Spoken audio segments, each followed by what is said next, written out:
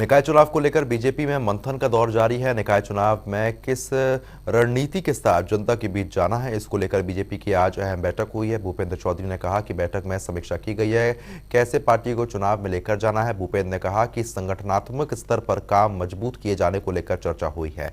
संगठन की गतिविधियां सुचारू रूप से चले, इसके लिए आज 2 बैठक हुई है। क्षेत्रीय अध्यक्ष महामंत्रियों के साथ बैठक हुई है और 7 मोर्चे की बैठक भी हुई है। आज पार्टी की हमारी नियमित संगठन की जो गतिविधि चलती है उस गतिविधियों की समीक्षा के लिए बैठक हम लोगों ने की है और एक जो हमारे पार्टी के मोर्चे हैं, मोर्चों के कार्यक्रम जो पुराने उनके चल रहे हैं उनकी समीक्षा की है और आगामी दृष्टि से क्या क्या काम हम लोगों को करने हैं इसकी कार्य योजना हम लोगों ने बनाई। तो आज की बैठकें रूटीन बैठकें हैं और हमारे संगठनात्मक काम की दृष्टि से जो बैठकें हम लोग मासिक बैठकें करते हैं, हमारे संवैधानिक व्यवस्था है, उस व्यवस्था के रूप में संगठन की गतिविधि सुचारू रूप से चलें, उस प्रकार की 2 बैठकें आज क्षेत्रीय अध्यक्ष, क्षेत्रीय महामंत्री और मोर्चों की 7 मोर्चे हैं, उन 7 मोर्चों की बैठकें, कार्यक्रम अभियान, नए कार्यक्रम अभियान और पुराने कार्यक्रमों अभियानों की समीक्षा। तो वहीं संभल से सपा के सांसद डॉक्टर शरीफुर रहमान बर्क का कोरोना को लेकर बड़ा ही लापरवाही वाला बयान सामने आया। सपा सांसद ने मुस्कुराते हुए कहा कि ये जो कोरोना का प्रोपेगेंडा है ये असल में सियासी कोरोना है, ये बीजेपी का सियासी कोरोना है। ये सियासी कोरोना से डर लोग रहे हैं क्योंकि दिल्ली में राहुल गांधी दाखिल हुए हैं तो इन्हें परेशानी हो रही है। कोरोना का अभी पता नहीं क्या हालात है, लेकिन सियासी कोरोना ज्यादा फैला हुआ है इस वक्त। वहीं सपा सांसद डॉक्टर शफीकुर रहमान बर्क ने आरजेडी के नेता अब्दुल कारी सिद्दीकी के उस बयान को भी नकार दिया है जिसमें उन्होंने कहा है कि अब उन्हें भारत में रहने से डर लग रहा है। नहीं, हमें ये देश हमारा, हम इस देश में ही रहेंगे, इस देश को ही सुधारेंगे। इसमें जो कमियां हैं या जो मौजूदा गवर्नमेंट बीजेपी और आरएसएस जो हालात बिगाड़ रही है मुसलमानों के सिलसिले में, जो जुल्म और ज्यादती हो रही है यहाँ पर या आमतौर से ज्यादती हो रही है, तो उसको सुधारने के लिए हम आने वाले इलेक्शन में इसका जवाब देंगे। बीजेपी अल्पसंख्यक मोर्चे के प्रदेश अध्यक्ष वासित अली ने कहा कि नगर निकाय चुनाव में मुसलमानों की 1000 से अधिक सीटों पर प्रतिनिधित्व रहेगा। हम लगातार नगर निकायों में काम कर रहे हैं ताकि हम मुस्लिम बहुल क्षेत्रों से उनसे जुड़ी योजनाओं की जानकारी उनको दे सकें। इस दौरान हमारे संवाददाता जॉय सिंह ने वासित अली से खास बातचीत की है, सुनवाते हैं। प्रदेश में सियासी सरगर्मी तेज है। 2024 का चुनाव तो दूर है, लेकिन नगर निकाय के चुनाव में भाजपा पूरी सीटों पे अपना किस्मत आजमाने में जुटी हुई है। इस वक्त हमारे साथ भाजपा के अल्पसंख्यक मोर्चा के वासित अली हैं, उनसे ही बातचीत करेंगे कि आखिर मुस्लिमों के हमदर्दी बनने वाली भाजपा आखिर अब मुसलमान प्रत्याशी कितना उतारने वाली है। इनसे ही बातचीत करते हैं क्योंकि आज भी ये बैठक में मौजूद थे। वासित अली जी, सबसे बड़ा सवाल है क्योंकि आप मुस्लिम चेहरा हैं और लगातार इस बात की अटकलें लगाई जा रही कि विधानसभा छोड़िए, लोकसभा छोड़िए, नगर निकाय में पूरा आपको मिलेगा सीट, हजारों की तादाद में। विश्वास ही मुस्कान है, बिल्कुल मिलेगा। आश्वासन मिला है क्या? और जीत कर आएंगे लोग, जीत करके भी आएंगे। नगर पंचायत, नगर पालिका और पार्षदों के सैकड़ों की तादाद में इस बार टिकट मुसलमानों को मिलने वाले हैं और जीत करके भी आने वाले हैं। लेकिन ये आप कह रहे हैं ना, लेकिन अभी कहा जा रहा है कि अभी ये नहीं कहा जा सकता कि कितने मुसलमानों को, लेकिन आपने कहा ना हजारों की तादाद में। आपको लगता है कि जो भाजपा एक सीट पे भी एक मुसलमान उतारने में, एक मंत्रिमंडल में दानिश आजाद अंसारी को मंत्री बनाया है, वो भाजपा हजारों की सीट की तादाद में दे देगी सीट? जिन वार्डों पर कभी भारतीय जनता पार्टी चुनाव लड़ी नहीं है या जीती नहीं है या जो मुस्लिम बाहुल्य हैं और जहां मुस्लिमों की आबादी 80% के आसपास है, वहां 100% मुस्लिमों को भारतीय जनता पार्टी का चेहरा और भारतीय जनता पार्टी का सिंबल के रूप में लड़ाया जाएगा। किन मुद्दों को लेकर जा रहे हैं, खास तौर पे अगर आप मुसलमानों की आबादी में जा रहे हैं, मुसलमानों को प्रत्याशी बनाने की बात कर रहे हैं, तो किन मुद्दों को लेकर कह रहे हैं कि मतलब मुसलमान प्रत्याशी ही होना चाहिए? लगभग 4.5 करोड़ लाभार्थी मुसलमान उत्तर प्रदेश के अंदर हैं, जो हर बूथ पर लगभग 100 हैं और बड़ी तादाद के अंदर, चाहे वो राशन हो, चाहे बिजली हो या। तो आप कह रहे हैं बाकी पार्टियां तो कहती है दोहम दर्जे का व्यवहार करती है भाजपा। असल में वो जैसा आदमी शीशे के सामने जब खड़ा होता है तो उसको ऐसे ही दिखता है, उन्होंने मुसलमानों को वोट बैंक समझा है, मुसलमानों का वोट लिया है, लेकिन योजनाओं में लाभ नहीं दिया है। और आज भारतीय जनता पार्टी मुसलमानों को मकान दे रही है, मुसलमानों को राशन, मुसलमानों को काम और मुसलमानों को योजना में बड़े तादाद में हिस्सेदार बना रही है। यानी कि कुल मिलाकर आपके जो आज बैठक हुई इसमें पूरा विश्वास है कि मुसलमानों की जो प्रतिनिधित्व होगा नगर निकाय में आपके मन मुताबिक रहने वाला है। मुसलमान विकास की राजनीति के साथ चलेगा, मुसलमान मोदी जी और योगी जी के साथ चलेगा। लेकिन भाजपा भी तो बांट रही है ना मुसलमानों को, पिछड़े वर्ग मुसलमान कह के कि ये अंसारी मुसलमान है, ये सिया मुसलमान है, ये सुन्नी मुसलमान है, ये आजाद हैं। असल में कुछ दिक्कत नहीं होगी? नहीं, जो जैसी व्यवस्था जातियों की पूरे हिंदुस्तान के अंदर है और सभी वर्गों के अंदर है, केवल मुसलमानों के अंदर नहीं, तो पॉलिसियां और लाभ जिन लोगों को ज्यादा हुआ है, गरीबों को ज्यादा हुआ है, पसमानदा को ज्यादा हुआ है, तो उन्हीं की बात, उन्हीं से ज्यादा उम्मीद, उन्हीं की ज्यादा बात की जाएगी। ये थे वासित अली का आप उत्सुकता देख सकते हैं। इनका साफ तौर पे कहना था कि बीजेपी में ही मुसलमानों का प्रतिनिधित्व सबसे अच्छा रहा है और लगातार मुसलमानों के लिए हित में योजनाएं बीजेपी ने लाया, लगातार आगे भी हम ताल ठोकेंगे। और रही बात इनकी खुशनुमा चेहरे को देख सकते हैं, इनका साफ तौर पे कहना था पूरे 1000, इससे ही आप इशारा समझ सकते हैं। कैमरा आशीष के साथ में जासक जनता टीवी लखनऊ। झांसी जेल में बंद पूर्व विधायक दीप नारायण सिंह यादव से मुलाकात करने आए समाजवादी पार्टी के मुखिया अखिलेश यादव ने भाजपा पर तीखा प्रहार करते हुए कहा कि बेरोजगारी, महंगाई के मुद्दे छुपाने के लिए फर्जी मुकदमा दर्ज कर सिपाहियों को जेल भेजकर जनता को गुमराह कर रही है भारतीय जनता पार्टी। जब से भारतीय जनता पार्टी की सरकार आई है, लगातार लोगों पर झूठे मुकदमे लग रहे हैं और सरकार साजिश करके, षड्यंत्र करके, अधिकारियों पे दबाव बना करके झूठे मुकदमे लगा रही है। इस सरकार में जहां महंगाई चरम सीमा पर है, जिस पिता को लोग गरीबों का मसीहा मानते थे, आज उसी के बेटे के ऊपर लग रहे हैं गरीबों की जमीन कब्जा करने का आरोप। मामला रायबरेली जिले के सदर विधानसभा क्षेत्र का है, जहां पर पूर्व विधायक स्वर्गीय अखिलेश सिंह की बेटी अदिति सिंह, जो बीजेपी से विधायक है, उनके ऊपर जबरन जमीन पर कब्जा करने का आरोप लग रहा है, जिसके चलते परेशान लोगों ने अपनी गुहार जिलाधिकारी समेत पुलिस अधिकारी से लगाई है। फिलहाल मामले में कोई भी अधिकारी मीडिया से रूबरू होने को तैयार नहीं है। मेरी रोड पे जमीन है जिसको अदिति सिंह अपने गुंडों के साथ आकर मेरी जमीन में कब्जा किया है। कितनी जमीन है? मेरी जमीन 4 लोगों की जमीन है। हम 2 बिस्वा के हकदार हैं और मेरे 3 लोग और हैं, उनकी किसी की 2 बिस्वा है, किसी के 1 बिस्वा है, 4 लोग हैं। हम आज जिलाधिकारी रायबरेली के यहाँ आए हुए हैं। क्या समस्या है? कल हमारी जमीन सुयस के बगल में 223 नंबर गाटा संख्या है। हम 4 लोगों की मिला के 5.25 बिस्वा जमीन है।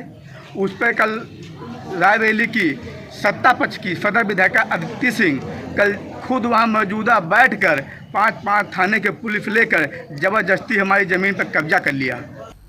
यूपी के राज्य मंत्री धर्मवीर प्रजापति ने प्रधानमंत्री मोदी से मुलाकात की है। इस दौरान धर्मवीर प्रजापति ने पीएम को कैदियों की बनाई हुई चीजें दिखाई हैं, जिसके बाद प्रधानमंत्री मोदी ने कैदियों के हुनर को सराहना उनकी की है। वहीं राज्य मंत्री ने कैदियों की बनाई हुई वस्तुएं प्रधानमंत्री को भेंट की हैं।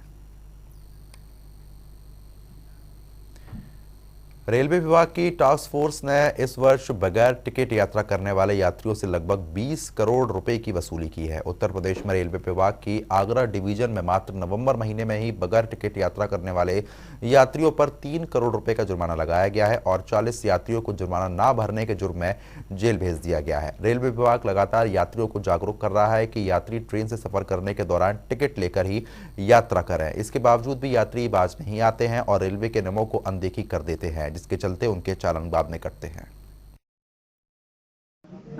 आगरा डिवीजन में टिकट चेकिंग को बहुत ही सख्त किया गया है और टिकट चेकिंग का काम ना सिर्फ अनऑथराइज पैसेंजर्स पकड़ना, बल्कि जो स्टेशन पे और ट्रेनों में गंदगी कर रहे हैं उनको चार्ज करना और जो अनऑथराइज वेंडिंग कर रहे होते हैं, यात्रियों के लिए असुविधा पैदा करते हैं, उनको भी चार्ज करना है। इसके लिए हमने एक स्पेशल टास्क फोर्स बनाई है जो कि इस तरीके के सभी अनाधिकृत यात्रियों को पकड़ते हैं और उन पे जुर्माना वसूल करते हैं। अभी हाल ही में एक अभियान में हमने एक दिन में 146 ऐसे यात्री पकड़े हैं और उन पे 70,000 से भी ज़्यादा का जुर्माना लगाया है। साथ ही मैं बताना चाहूँगी कि इस वित्तीय वर्ष में आगरा मंडल ने सर्वाधिक टिकट चेकिंग पे जुर्माना लगाते हुए 20 करोड़ के करीब की आय अर्जित करी है। अगर आप भारतीय रेलवे के माध्यम से देश भर में कहीं भी यात्रा करें तो आपको सावधान होना चाहिए, क्योंकि आगरा डिवीजन से गुजरने वाली सभी ट्रेनों में सघन चेकिंग का अभियान चल रहा है। और नवंबर माह में आगरा रेल डिवीजन ने 2.5 करोड़ के आसपास की आय अर्जित की है, जिसके अंदर धूम्रपान है, गंदगी है और सारी। मैं इसमें आगरा कैंट पर हूँ, यहाँ पर लगातार चेकिंग चल रही है। आप देखिए यहाँ पर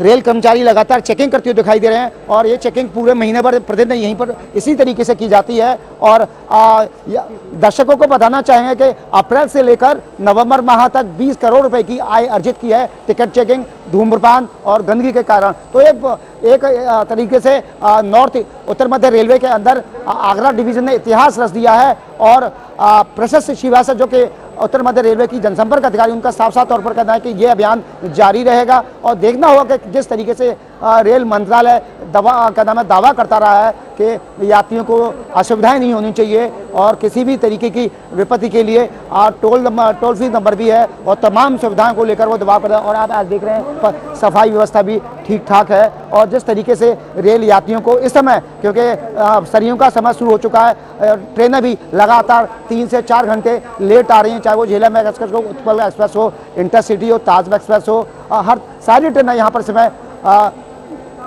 लेट पहुँच रही हैं। तो जिस तरीके से सुविधा देने के नाम की बात की जाती है तो यहाँ पर यात्रियों को भारी परेशानी का सामना करना पड़ रहा है। और यात्रियों से जनता टीवी अपील करता है कि वो उचित टिकट लेकर ही यात्रा के, अन्यथा उन्हें भारी जुर्माना या उनको जेल की सलाखों के पीछे जाना पड़ सकता है। ग्राउंड जीरो से प्रदीप रावत, जनता टीवी, आगरा। तो वहीं अलीगढ़ बाबरी मस्जिद मामले में कोर्ट ने निर्णय ले लिया है और भव्य राम मंदिर बन रहा है। कोर्ट का सभी को सम्मान करना चाहिए। शाही ईदगाह जिसे कहते हैं, वहां पर भगवान कृष्ण की जन्मभूमि है। इसका सर्वे कराने के लिए न्यायालय ने आदेश दे दिए हैं। न्यायालय के आदेश पर ओवैसी प्रश्न उठा रहे हैं। जिस व्यक्ति को देश के संविधान पर विश्वास नहीं है, सरकार पर विश्वास नहीं है, ऐसे व्यक्ति को हिंदुस्तान में ही नहीं रहना चाहिए। ओवैसी पाकिस्तान या अफगानिस्तान चले जाएं, जाने का पूरा खर्चा हिंदू महासभा देगी। ये बयान था हिंदू महासभा के राष्ट्रीय प्रवक्ता अशोक कुमार पांडे का। सुनवाते हैं। देखिए, माननीय सर्वोच्च न्यायालय ने बाबरी मस्जिद मामले में जो है निर्णय दिया और राम जन्मभूमि का मंदिर भव्य बन रहा है, उसका सम्मान करना चाहिए। वहीं अभी शाही ईदगाह जिसे कहते हैं, वहां पर भगवान कृष्ण की जन्मभूमि है, इसका सर्वे करने के लिए न्यायालय ने आदेश दिया। आज ओवैसी उस न्यायालय पर प्रश्न उठा रहे हैं, उस न्यायालय के आदेश को नकार रहे हैं। तो निश्चित रूप से जिस व्यक्ति को इस देश के संविधान में विश्वास नहीं है, इस देश की न्याय व्यवस्था में विश्वास नहीं है, देश की सरकार में विश्वास नहीं है, ऐसे व्यक्ति का इस देश में रहना बेकार है। मेरी सलाह है, अखिल भारत हिंदू महासभा की तरफ से उनको खर्चा दिया जाएगा, ओवैसी जाए पाकिस्तान, अफगानिस्तान, जहां चाहे वहां रहें। मामला रायबरेली के लालगंज क्षेत्र का है, जहां पर एक किसान नेता ने भ्रष्ट अधिकारियों और कर्मचारियों के खिलाफ कागजी सबूतों के साथ जिलाधिकारी समेत संबंधित विभाग के अधिकारियों से भ्रष्टाचार के खिलाफ शिकायत की, लेकिन इसका नतीजा जीरो नजर आया है। उसी के चलते किसान नेता और करनी सेना के कार्यकर्ताओं ने हजारों की तादाद में जिलाधिकारी कार्यालय का घेराव करने का फैसला किया है। घेराव करने से पहले शहर की सीमा पर उच्च अधिकारियों ने इनको रोककर इनसे बातचीत की है। इसमें इनकी 7 सूत्रीय मांगों का निराकरण को लेकर अधिकारी ने 1 महीने के अंदर निस्तारण करने की बात कही है। आज हमारी 7 मांगे थी, जिनको लेकर बैसवारे की पूरी जनता उमड़ पड़ी और करनी सेना भी आई, हमारा समर्थन किया। हमारी मांगे थी, पहली तो ये कि जो 50 लाख की दवाएं जलाई गई हैं उन पर FIR तुरंत लिखाई जाए। दूसरी मांग ये थी कि जो 16,11,803 रुपए का भ्रष्टाचार BDO ने किया है उस पर तुरंत कार्यवाही हो। तीसरी मांग ये थी कि जब आम गरीब जनता एक भी बिस्सा कहीं प्रति जोत लेती है तो उस पर धारा 447 3/2 की FIR पंजीकृत कर दी जाती है। तो वहीं समाजवादी पार्टी की सरकार में मंत्री रहे ओम प्रकाश सिंह ने योगी सरकार पर जमकर हमला बोला है। उन्होंने कहा कि ये सरकार राजनीतिक द्वेष में काम कर रही है, जिनके ऊपर एक भी मुकदमे इस सरकार से पहले दर्ज नहीं थे। ऐसे सम्मानित और खानदानी लोगों को भूमाफिया और अपराधी बनाकर गैंगस्टर की कार्रवाई के तहत उनकी चल अचल संपत्ति जब्त की रही है। यही नहीं, ऐसे लोगों के खिलाफ कई तरीके के आपराधिक मामले बनाकर उनका और उनके परिवारों का उत्पीड़न करने पर तुली हुई है। ओम प्रकाश ने कहा कि ये सरकार के रूप में नहीं बल्कि एक गिरोह के रूप में काम कर रही है। तो वहीं संगम नगरी प्रयागराज में किन्नर अखाड़े ने सोमवार को माघ मेले में लगाने वाले शिविर के लिए भूमि पूजन किया है। आपको बता दें कि ओल्ड जीटी रोड संगम लोवर चौराहे पर लगने वाले शिविर में यूपी किन्नर वेलफेयर बोर्ड के वरिष्ठ सदस्य और किन्नर अखाड़ा की प्रदेश अध्यक्ष महामंडलेश्वर स्वामी कौशल्यानंद गिरी और किन्नर अखाड़ा प्रयागराज के महामंडलेश्वर स्वामी कल्याणीनंद गिरी ने भूमि पूजन किया है। किन्नर अखाड़े की महामंडलेश्वर स्वामी कौशल्यानंद गिरी ने कहा कि किन्नर भी समाज का अंग है। किन्नर माघ मेले में शामिल होकर ये संदेश देना चाहते हैं कि किन्नरों का भी सनातन धर्म है और अस्तित्व था और आगे भी यही रहेगा। अखाड़े को मेन तो हम लोग मुख्य धारा में जुड़ के समाज को ये संदेश देना चाहते हैं कि समाज में हम लोग रहते हैं और समाज के का अभिन्न अंग है। इसी के तहत सनातन धर्म में भी हमारा अस्तित्व था और है और रहेगा। इसके वजह से हम लोग हर साल ये किन्नर अखाड़ा का शिविर लगाते हैं। तो हमारे शरीर का एक एक रोआ आशीर्वाद देता है कि औलाद वाले खुश रहें, माँ गंगा हर किसी का दुख हर ले, यही हमारी कामना है। और इस साल भी जितने भी यहाँ पे शाही स्नान पड़ते हैं जो भी वो हम लोग सब सारे शाही स्नान यहाँ पूरे किन्नर अखाड़े के जितने भी महामंडलेश्वर। राजधानी लखनऊ में उड़ीसा से आए बदमाशों ने सर्राफ कारोबारी को अपना निशाना बनाया है। बदमाशों ने सर्राफ कारोबारी से 12 लाख की लूट की है। वही मामले में डीसीपी कासिम आब्दी का कहना है कि ये सभी लूट की वारदात को अंजाम देने के बाद अपने प्रदेश लौट जाते हैं, जबकि इनके अगले निशाने पर चिन्हट का एक सर्राफ कारोबारी था जिसकी रैकी करने ये प्रधान गैंग वापस लखनऊ आया था, जिसे गिरफ्तार किया गया है। फिलहाल इसके गैंग के और सदस्यों की तलाश अभी फिलहाल जारी है। लखनऊ पुलिस ने आज 4 ऐसे शातिर बदमाशों को पकड़ा है जो उड़ीसा से स्पोर्ट्स बाइक के जरिए लखनऊ पहुंचे और यहां पर किराए के मकान में रहने के दौरान उन्होंने कई ऐसे सर्राफा कारोबारी थे जिनको निशाना बनाया। बीती 12 दिसंबर को भी एक सर्राफा कारोबारी को निशाना बनाया गया जिनसे 12 लाख रुपए की लूट की गई थी। फिलहाल पुलिस ने इसमें 4 लोगों को गिरफ्तार किया है जो प्रधान गैंग के सदस्य बताए जा रहे हैं, जिन्होंने उड़ीसा से सफर तय किया, असलहे और बाइक लेकर उड़ीसा से रांची पहुंचे और बाइक को बस के जरिए रखने के बाद लखनऊ पहुंचे। फिलहाल इस गैंग के सदस्यों को पकड़ने के बाद पुलिस का दावा है कि इनके और साथियों की तलाश की जा रही है, लेकिन एक बड़ी घटना को अंजाम देने वाले शातिर बदमाश अब सलाखों के पीछे हैं। लेकिन साफ तौर पर यह देखा जा रहा है कि राजधानी कहीं ना कहीं अब जो दूसरे गैंग हैं, यानी कि जो दूसरे प्रदेशों में जो सक्रिय गैंग हैं, उनके भी निशाने पर है और लगातार इस तरह की घटनाएं सामने हो रही हैं जहां पर दूसरे प्रदेशों से आए बदमाशों ने यहां पर घटना को अंजाम दिया है। कैमरा पर्सन शिवम के साथ तौकीर की दुबई, जनता टीवी लखनऊ। तो वही मुख्यमंत्री पुष्कर सिंह धामी ने आज विंटर कार्निवल का विधिवत उद्घाटन कर दिया है। इस मौके पर सर्व मैदान में झांकियां निकाली गई हैं। घंटाघर माल रोड पर होते हुए लाइब्रेरी पहुंची ये यात्रा, जहां पर मुख्यमंत्री द्वारा गुब्बारे उड़ाकर विंटर कार्निवल का उद्घाटन किया गया। ये विविध प्रकार की संस्कृति और सभ्यता को समेटे हुए यह पावन भूमि विश्व में पर्यटन और अध्यात्म दोनों ही क्षेत्रों में अपना एक में कलेक्ट्रेट के ऋषिपर्ण सभागार में जन सुनवाई का आयोजन हुआ है। आपको बता रहे हैं जिसमें 108 शिकायतें प्राप्त हुई, जिसमें से अधिकतर शिकायतें भूमि विवाद, अवैध कब्जों से संबंधित थी। इसके अलावा मनरेगा जॉब कार्डों में फर्जीवाड़े की शिकायतें भी डीएम सोनिका को प्राप्त हुई हैं। डीएम ने शिकायतों को तुरंत निस्तारण के उनके निर्देश दे दिए हैं। इस दौरान डीएम के विद्युत विभाग के अधिकारियों को भी आवश्यक कार्रवाई करने के दिशा निर्देश दिए गए हैं। इसमें क्योंकि देख रहे हैं हम कि संख्या भी बढ़ती जा रही है, शिकायतकर्ता भी आ रहे हैं, तो कहीं ना कहीं लोग यहाँ पे आ रहे हैं तो कुछ निस्तारण उनका हो रहा होगा, इसीलिए काफी संख्या में। तो वही रामनगर वन प्रभाग के अंतर्गत पड़ने वाले पर्यटन जोन सीताबनी में विभागीय अधिकारियों ने जिप्सी वाहनों की संख्या को लिमिट में रखने का आदेश पारित कर दिया है। अब जिसका विरोध में कॉम्बेट जिप्सी वेलफेयर एसोसिएशन के बैनर तले पिछले 28 नवंबर से जिप्सी स्वामी और वाहन चालक धरना प्रदर्शन कर रहे हैं। आज प्रदर्शनकारियों ने हाथों में काले फीते बांधकर धरना प्रदर्शन किया है। एसोसिएशन के अध्यक्ष प्रेम सिंह ने बताया कि धरना स्थल पर कई बार विभागीय अधिकारियों ने समस्या का समाधान करने का आश्वासन दिया है, लेकिन आज तक कोई समाधान नहीं हुआ है, जिनके चलते उनके सामने रोजी रोटी का संकट खड़ा हो गया है और धरने से पर्यटन पर काफी बुरा असर पड़ रहा है। उन्होंने कहा कि अधिकारियों की हठधर्मिता के कारण सरकार को भी लाखों रुपए का नुकसान हो रहा है। दिक्कत वही हो रही है कि अब यहाँ पर गाड़ी लिमिट कर दी है आपने, तो उसके चक्कर में अब हम 2-2 घंटे 4-4 घंटे की वेट चल रही है।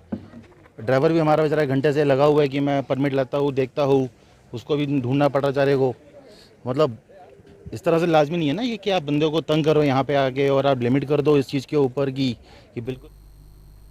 तो वहीं नैनीताल हाई कोर्ट ने हल्द्वानी में रेलवे की जमीन पर कब्जा करने वाले अतिक्रमणकारियों को 1 हफ्ते के भीतर हटाने के लिए आदेश दे दिए हैं। आज इसी को लेकर पुलिस और प्रशासन ने रेलवे के अधिकारियों के साथ मिलकर हाई प्रोफाइल बैठक की है। बैठक में कुमायूं कमिश्नर, डीएम, एसएसपी और रेलवे के एसडीआरएम सहित कई अधिकारी मौजूद रहे। हाई कोर्ट के निर्देश के बाद हल्द्वानी के कई अधिकारियों ने इसको लेकर विस्तार चर्चा की है। बैठक में निर्णय लिया गया है कि 28 दिसंबर को अतिक्रमणकारियों को नोटिस दिया जाएगा और उसी दिन पिलरबंदी भी की जाएगी। आज राज्य सरकार के साथ जो है संयुक्त बैठक की गई और कमिश्नर, डीएम, पुलिस और अन्य पीडब्ल्यूडी के अधिकारियों के साथ समन्वय किया गया। माननीय उच्च न्यायालय का आदेश आया है, आदेश की पालना की जाएगी और इसी आदेश की पालना के लिए जो भी सहयोग राज्य सरकार से हमें चाहिए उसी की आज रूपरेखा तैयार की। देखिए, इसमें ऑनरेबल हाई कोर्ट के अभी बड़ा क्लियर कट आदेश आया है जिसका कंप्लायंस होना है, जिसमें कि जो रेलवेज़ की लैंड है उस पर जो भी एंक्रोचर्स हैं उसमें डायरेक्शंस रेलवेज को ये हैं कि इस पे आप अपना कब्ज़ा प्राप्त करें और उसमें केवल कुछ कंडीशंस दिए हैं कि 1 हफ्ते का नोटिस हो जाए, इसकी पब्लिकेशन हो जाए, उसकी मुनादी भी हो जाए। उसके बाद जो पर्याप्त फोर्स की मांग है स्टेट की ओर से भी, रेलवेज़ की ओर से भी, उसको मांग लिया जाए। इसमें पूर्व से आपका जो तैयारी चल रही थी उसको ही आगे बढ़ाया जाएगा और इसमें आज की मीटिंग के बाद जो है वो फोर्स की डिमांड हमारी पहले से भी जा चुकी है पैरामिलिट्री फोर्स को लेकर के, और शासन स्तर पे भारत सरकार के लिए इसमें आगे प्रक्रिया शुरू होगी और जो आपका हमारे लोकल स्तर की फोर्स है वो हमें अलॉट हो चुकी है। तो फिलहाल वीक के लिए सिर्फ इतना ही, लेकिन खबरों का सिलसिला लगातार जारी है। बने रहिए हमारे साथ। नमस्कार।